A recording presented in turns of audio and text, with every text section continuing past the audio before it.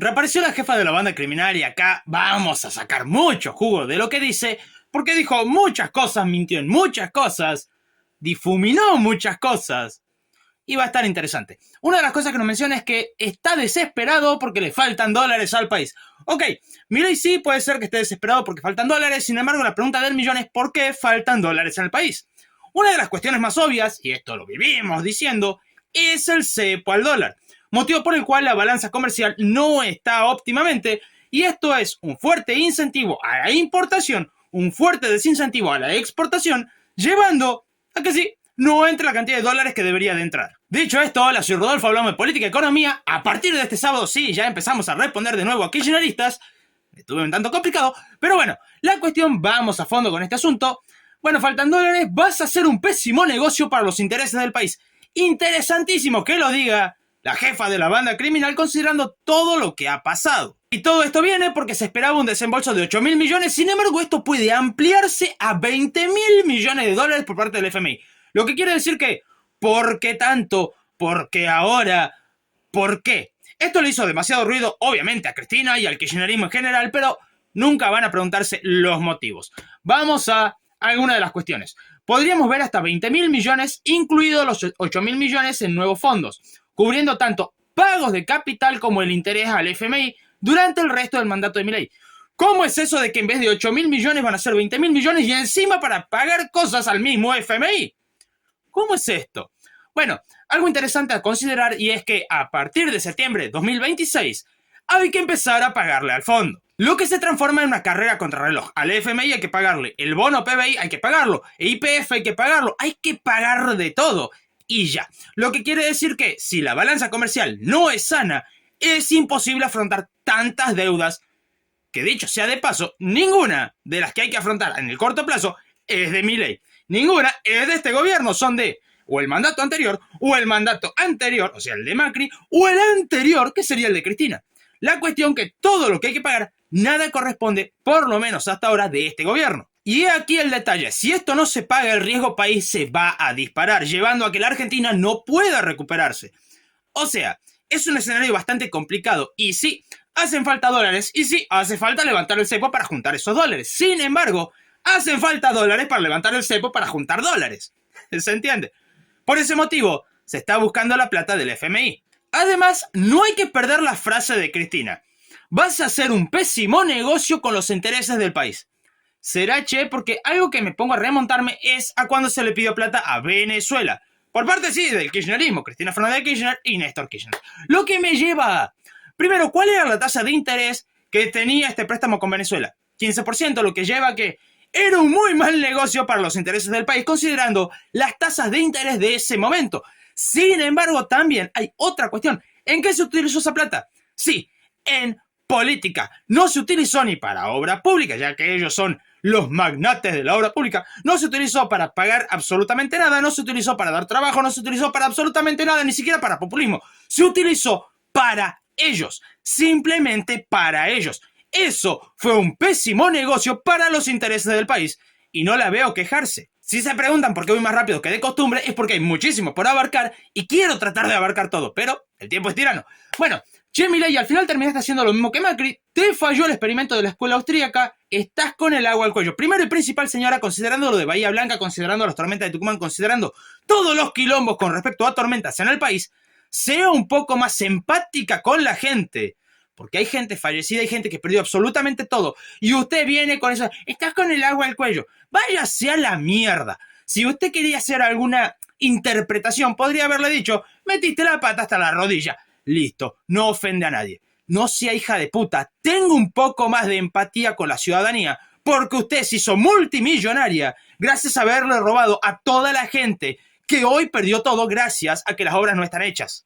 Siguiendo.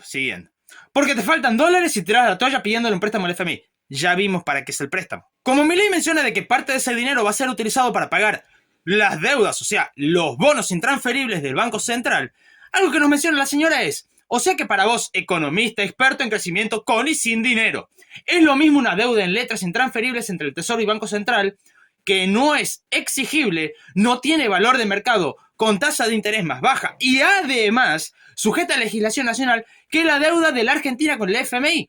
A ver, vamos a empezar por lo primero. Deuda es deuda, punto. Si yo le debo a fulano y le pido plata a Mengano para pagarle a fulano, pero Mengano me da una tasa de interés más baja y me está conviniendo, ¿no? Sin embargo, Cristina menciona algo respecto a esto y es que tiene condicionalidades sobre la política económica nacional cuya tasa de interés más recargos ronda el 7%, que no admite quitas y que somete al país a legislación y jueces extranjeros. Primero y principal, hay cuestiones con respecto a legalidades que no se pueden tratar directamente dentro del país por ser de ámbito más tirando internacional. Por ejemplo, de YPF. Vamos a poner un ejemplo bastante claro, o lo del bono PBI. Cosas que sí afectan ya a varios lugares, a varios países, o en este caso a varias partes que están en diferentes países. Lo que quiere decir que sí o sí vas a una legislación extranjera, te guste o no te guste. Y obviamente esto creo que no lo sabe porque no es abogada, porque jamás mostró el título, aunque dice serlo. Bueno, increíble que un estudiante de economía tenga que aclarar esto ante lo que dice una abogada, pero bueno. La cuestión es que depende de dónde estén las partes, depende qué tipo de legislación se va a utilizar. Y bueno, vamos al tema de los recargos, porque sí, el FMI tiene 4% más los extras que llevarían a 7%. Sin embargo, hay algo interesante acá. Y esto me lleva a una de dos alternativas. La primera alternativa es que no está informada, no tiene idea de lo que pasa dentro del país, fuera del país, las cosas que involucran a la Argentina, no tiene idea. Solamente preside el PJ, y lo cual sería peligroso si no está informada, y quieren solamente ganar, no les interesa ver qué hay que cambiar, qué hay que mejorar, qué cosa a base de su ideología se podría hacer. No, quieren ganar, quieren estar en el poder, quieren robar todo lo que puedan y listo, san se acabó. Bueno, ese sería el caso de que no esté informada, lo cual no creo que Cristina Fernández de Kirchner no esté informada. Y esto me lleva a la segunda alternativa. No se está mintiendo reverendamente en la cara, porque consideremos que hace un par de meses pasó esto. El directorio del FMI recortó los sobrecargos que se aplican a los países deudores. Lo que quiere decir que ese 7% que Cristina menciona ya no es 7%, ya sí o sí es 4% porque ese extra desapareció. Así que o Cristina no está informada o Cristina nos está mintiendo. Elegílo vos. Y acá es donde Cristina demuestra que no sabe absolutamente nada de economía. La verdad de la milanesa es que hace rato te diste cuenta de que ese verso que siempre recitas, la inflación es siempre y en todo lugar un fenómeno monetario generado por el exceso de oferta de dinero, y que volviste a repetir en el encabezado de La Nación, es falso. Señora, a ver, la emisión genera inflación es un principio básico de la economía. No es solamente que lo haya dicho Milton Friedman y que sea un versito repetido 1000 veces. Hay estudios con respecto al tema, por favor léalos. Que usted se crea keynesiana por lo del crack del 29, pero no conozca el contexto, ya no es nuestro problema. En el crack del 29 se emitió dinero a costa de inflación futura, considerando la caída del consumo, la caída de la productividad, y se reactivó la economía considerando la baja inflación que Estados Unidos tenía, llevando a que, después del 32, la inflación aumentara a costa de salvar un momento de crisis puntual. Es distinto sacrificar inflación futura a base de emisión bajo un panorama estrictamente de crisis, que no tenías inflación previa, a un escenario argentino donde tenés una crisis de emisión monetaria, donde la crisis viene por la misma emisión, y querer emitir para solucionar el problema que te está dando la emisión. Es imposible. Igual esto ya lo vamos a ver con las gráficas. Por eso hace rato que la única receta que está aplicando contra la inflación es tener pisado el precio del dólar oficial. Lo que me lleva, usted señora, como vicepresidenta de la nación, tuvo el precio del dólar oficial pisado 4 años. La inflación no paró, la inflación subió. Y entonces, si solamente pisar el dólar es la receta para que no haya inflación, ¿qué pasó en su gobierno que la inflación iba con una tendencia alcista llevando hacia una hiper? ¿Qué pasó? Si esa es la receta para frenar la inflación, usted no tendría que haber tenido absolutamente nada de inflación, más allá de algunos momentos muy puntuales que por presión del FMI sí tuvieron que hacer alguna devaluación. Pero más allá de eso, no deberían haber tenido inflación. La tuvieron. ¿Por qué? La emisión genera inflación. Y rifar miles de millones de dólares para mantener a raya los financieros y evitar que se te dispare la brecha cambiaria, y junto a ella los precios. Algo interesante, y esto también se conoce en la teoría económica, pero se conoce como tipo de flotación sucia.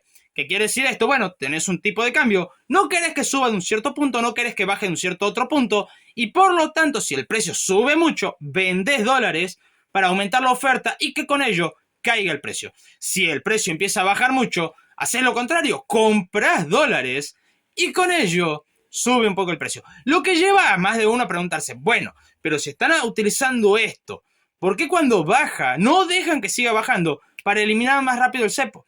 Y es que hay varios conflictos. Primero, si baja y el cepo se eliminara con el precio de hoy, sí, tendríamos un fuerte problema porque no se quitarían los incentivos para el exceso de importación, la falta de exportación y al mismo tiempo eliminar el cepo ante esto indicaría de que la cantidad de dólares que hay no alcanzaría para cubrir todos estos movimientos necesarios. Por ese motivo, cuando empieza a bajar se compra para que vuelva a subir y se mantenga en ese rango. Ahora, cuando sube mucho, hacen lo contrario, venden para que baje un poco. Es más o menos el rango en el que el oficial se pretende, o por lo menos se cree que se pretende, que vaya a quedar para la eliminación del cepo. Ahora, vamos a los datos. Milei reduce 70% la base monetaria, lo que lleva a dónde se vio reflejado. Sí, en la inflación. Sin embargo, si pensás que la emisión es la única fuente de inflación que hay, estás equivocado. Es la principal, y más en Argentina. Sí, pero no es la única. Pongámoslo así, la inflación cambiaria también existe, también está contemplado. Tenés otra que es por exceso de demanda y es cuando se demanda de todo, pero no se cumple la cantidad de bienes o servicios que la gente demanda, lo que lleva a que estos bienes o servicios incrementen su precio. O sea, hay muchas formas. Obviamente, este último ejemplo es más que nada de una economía de guerra, por ejemplo, en Ucrania. Entonces, hay muchísimas. Pero hay que considerar cuáles son las inflaciones que más afectaban a la Argentina. Sí, emisión monetaria. Al cortar con esto, lo que pasa es que la inflación se desploma rápidamente. Si a esto le sumamos que se sacó plata de la calle, el impacto fue mucho más rápido. Ahora, ¿es lo único que hay que hacer? No, falta mucho trabajo y más que nada por la parte cambiaria, porque esa inflación todavía es un daño latente, o sea, es algo que todavía puede afectar a la inflación. Y por eso mismo se está buscando dólares para eliminar el cepo sin que sea un daño realmente a la economía. Y esto se puede ver reflejado justamente en este gráfico, donde podemos ver el resultado primario fiscal, donde podés ver superávit durante el gobierno de Néstor Kirchner, pero él nunca hizo los ajustes, lo hicieron anteriormente a que la suma, y esto no se pudo mantener sobre el tiempo. Podemos ver que Cristina ya no pudo sostenerlo. ¿Por qué? Por el populismo. Bueno, hay que agregar empleados públicos, hay que hacer obra pública, hay que chorear de paso, hay que poner sobreprecios, hay que. Y todo plata del Estado. ¿Cómo se refleja eso? Déficit. ¿Cómo se cubre ese déficit? Emisión monetaria. Podés ver que desde ese momento que Cristina ya empezó con la emisión, no se pudo parar. Entonces, el gran problema de Argentina era la emisión monetaria. Y para que veamos la correlación entre emisión e inflación, falta obviamente el gráfico de inflación. ¿Cómo aumenta la inflación? ¿Sí? ¿Se entiende? Mientras mayor masa monetaria, mientras menos la gente quiere tener esos pesos, porque ahí está el otro problema, que es, tenés más pesos y al mismo tiempo la gente no quiere esos pesos, llevando a un doble impacto inflacionario que se puede ver reflejado claramente en este cuadro. Una inflación alcista que no tenía freno. Y vamos a terminar con las dos frases de Cristina juntas porque van en la misma línea, así que la pregunta del millón, esa la uso yo, pero bueno, ¿qué te va a exigir el FMI con el tipo de cambio? ¿Devaluación antes o después de las elecciones? Ah, y otra cosa, deja de repetir la mentira de que sos el primer gobierno de la historia que tiene superávit pagando deudas. Esa sería una. Néstor Kirchner le pagó al FMI la totalidad de la deuda en 2005. La totalidad de la deuda al FMI, no la totalidad de la deuda argentina, señora. Continuando con los vencimientos de los años 2006-2007, años en que también pagó intereses de la deuda reestructurada.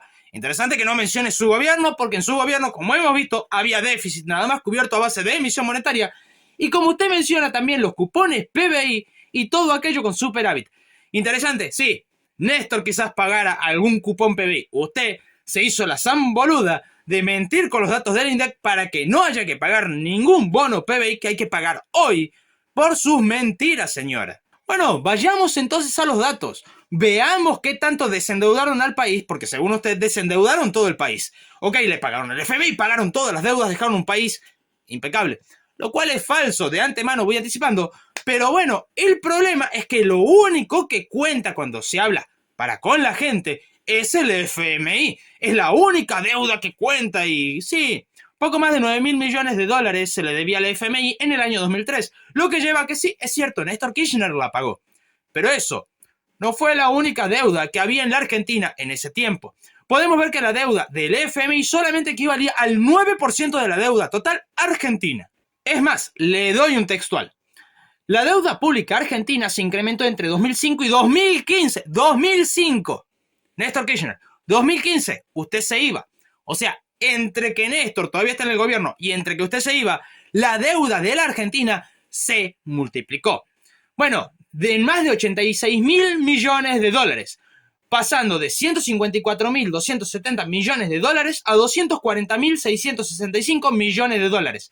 Es decir, un aumento de 86% en esos años. Es más, alguno puede decir, no, porque ese es amarillista, eso es mentira. Bueno, hagamos un pequeño juego y no necesitas saber de economía, no necesitas saber de política, no necesitas saber matemática, no necesitas saber nada. Es solamente sentido común. ¿Bien? Sos un buen pagador. Necesitas plata. ¿Alguien te va a negar si sos un buen pagador, tenés un buen historial crediticio? Nadie se va a negar porque va a ganar plata con vos. ¿Por qué entonces a la Argentina se le negaban los préstamos y Argentina tuvo que recurrir a Venezuela con una tasa de interés de 15%? ¿Por qué? Sí, porque se hacían los zamboludos y decían, bueno, esta deuda no la vamos a pagar. Y como no la vamos a pagar, la saquemos de las deudas. Esto no vamos a pagarlo. Listo, no está en las deudas. Esto, bueno, lo paguemos porque es el FMI y es lo que más da a hablar y lo que más votitos va a traer si le pagamos al FMI. Esto sí lo paguemos. Pagaron al FMI, pagamos todas las deudas. ¿Se entiende por qué nadie le prestaba plata al kirchnerismo? ¿Se entiende por qué solamente Chávez le prestó plata al kirchnerismo con los petrodólares? ¿O tengo que hacerte un dibujito? Y llegamos por fin a la última frase. ¿Y sabes qué? Desde la sanción de la ley Sáenz Peña somos la única fuerza política que, elegida por el voto popular, cumplimos 3 periodos de gobierno consecutivos. Y además, aumentando la cantidad de votos elección a elección, a vos y a tu hermana nunca le va a pasar. Primero, esto es muchísimo revanchismo. Segundo, falso. Primero y principal, Néstor Kirchner ganó con menos del 30% de los votos porque tenía que haber competido contra Menem. Menem se bajó. No, pero a Menem le hubiera ganado. No me interesa. Menem se bajó y por lo tanto Néstor Kirchner pasó a ser presidente con menos del 30% de los votos. Lo que lleva a que su primer mandato no fue con el apoyo popular. Nos quedan 2. El primer mandato de Cristina Fernández de Kirchner sí ya gana con el apoyo popular. Sin embargo, hay algo interesante y es las voluntades compradas. Lo que quiere decir que, primero, ante un escenario donde la crisis ya empezaba a dar su rebote, porque recordemos que todos los ajustes lo hizo el gobierno anterior a Néstor, lo que quiere decir que Néstor agarró todo el viento de cola. Sí, tuvo el apoyo popular en su primer mandato. En el segundo mandato ya todas las voluntades estaban compradas y todo el mundo le tenía mucho miedo a usted, señora. Porque si la gente realmente hubiera apoyado al partido y no solamente tenerle miedo y votar a usted lo que usted dijera cuando usted dijera porque usted estaba, hubiera ganado Scioli por amplia mayoría. Sí, y Macri no hubiera gobernado. Hubiera gobernado Scioli. Pero no, la gente no le tenía lealtad, le tenía miedo. Pasando a esto, ya cuando gana Alberto Fernández, usted era la vicepresidenta, lo que quiere decir que usted acarrió a que Alberto Fernández fuera el presidente. Si usted no hubiera estado en la lista, Alberto Fernández no tiene ningún tipo de posibilidad y hubiera ganado Macri. ¿Por qué? Porque la gente le tiene miedo a usted. A usted le está votando, nada más. Así que, señora, ningún apoyo popular porque la gente le tiene miedo a usted. Y para finalizar, vamos a terminar cómo estaba después de su tercer mandato, ya que tanto se alaba de eso. ¿Cómo estaba la Argentina con respecto a corrupción vista en el mundo? En el top 10 mundial estaba. Usted, señora, fue una de las personas más corruptas de la historia del planeta. Inclusive Carlos Wagner, que había sido titular de la Cámara Argentina de Construcción, nos dice lo siguiente, que se pagaba entre 10 y 20% en retornos de la obra pública. Sacando las cuentas entre 2003 y 2015, la plata ilegal, o sea, estamos hablando de el retorno ilegal, rondaría mínimamente, o sea, como mínimo, no puede ser menos, tiene que ser eso o más, 10.000 millones de dólares. Aldo Roggio reconoció que pagaba el 5% en coimas sobre el total del subsidio al transporte que recibía su empresa. O sea, los empresarios que recibían algún tipo de subsidio en la era kirchnerista tenían que pagar para recibir el subsidio. Y acá uno puede decir, bueno, pero acá entonces los empresarios son los... Y coincido, sin embargo, hay un pequeño detalle. Si no aceptas esto de devolver una plata del subsidio, no te dan el subsidio, y como te están haciendo competir de manera injusta, si no haces esto, perdés la empresa y perdés todo tu esfuerzo. Ahora, si entras en esto, vas a perder tu credibilidad. O sea, la era kirchnerista dejó a los empresarios en tal situación de que o eran corruptos o perdían todo lo que se habían esforzado por crear. Así de lógica era la década ganada. Vamos a dejarlo hasta acá nomás. Voy a dejar varios temas afuera porque si no el video se va a hacer mucho más largo. Así que bueno, me lo reservo por una segunda parte. Si te gustó, no olvides suscribirte, dejar tu comentario y si querés ayudar más al canal, podés ver la descripción para ver cómo hacerlo. Muchísimas gracias a los miembros y hasta la próxima.